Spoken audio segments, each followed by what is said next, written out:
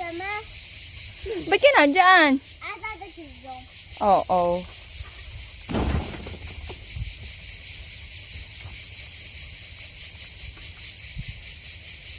Patingin.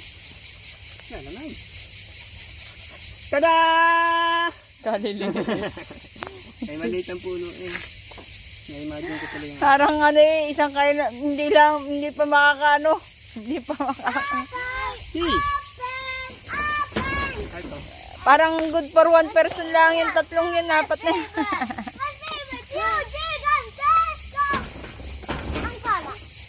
No, tatay tayo. Eh, dapat nag-harvest ka na rin ng ano, sitaw. Tada! It's mine. Ha! What's here? What's here? Ada sa tatay ko.